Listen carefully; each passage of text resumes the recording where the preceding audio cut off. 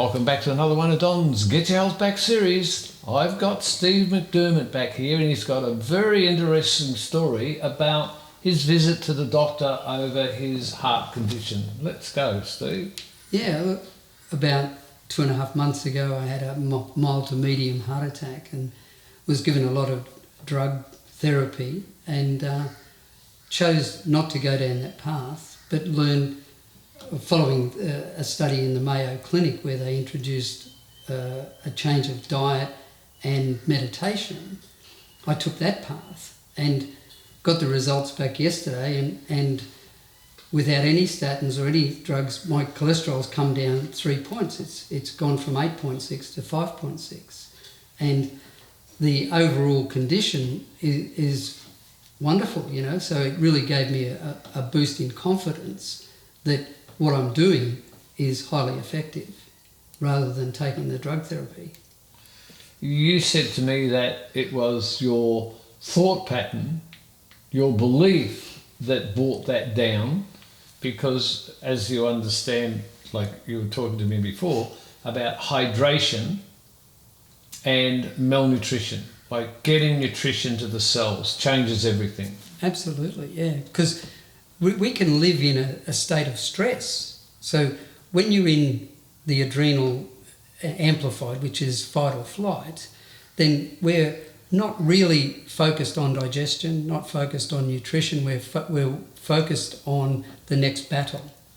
And that's really where we get out of balance. So this comes back to, in a world where we have to make money to survive. Yeah.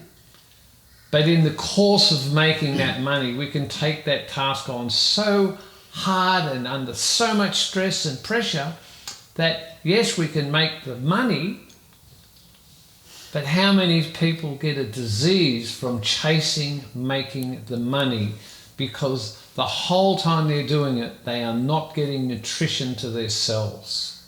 Correct, because of their state of being. Like if you're constantly in fight or flight, then you're constantly switched on and your body's not focused on nourishing itself. Okay, so for every high flyer that we're talking to out there, how do we overcome this lack of nutrition to the cells when we have a major corporate role to play where we work?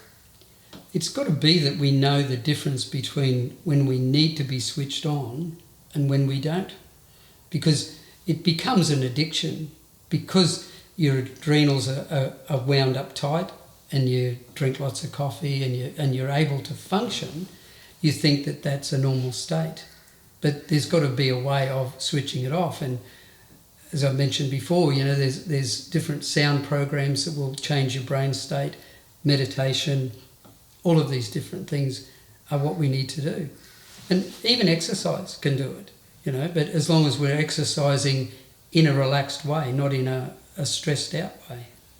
You brought that up. In these high-flying roles, the use of coffee to keep the momentum going actually makes the situation worse, because every time you have a coffee, it has a half-life of 3 to 8 hours, and that activates the adrenals. It doesn't give you more energy, it's activating the adrenals. So every cup of coffee means that you are one step closer to getting sick.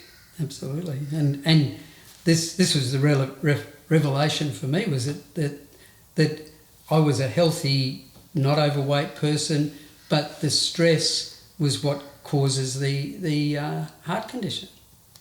And the amazing thing is, given more research, you know, heart attacks are lactic acid and a lack of parasympathetic response. So if you've got a lack of parasympathetic, which is rest and digest, so if you don't ever switch into rest and digest, your body goes into an anaerobic state, which is creating lactic acid, and that's that heavy feeling in your chest, and eventually the pain escalates, and that's what's considered to be a heart attack. There we go. Rest and digest. And I think it's important in a world that we've got so much fear and so much anguish about just existing today. We've got to get over that. We have to give ourselves a path where we can relax, eat our meals slowly, reduce that coffee, reduce that sugar intake, and that is life expanding, because there's no point having a lot of money if you're dead. There you go. Thank you for watching another one of Don's Get Your Health Back series.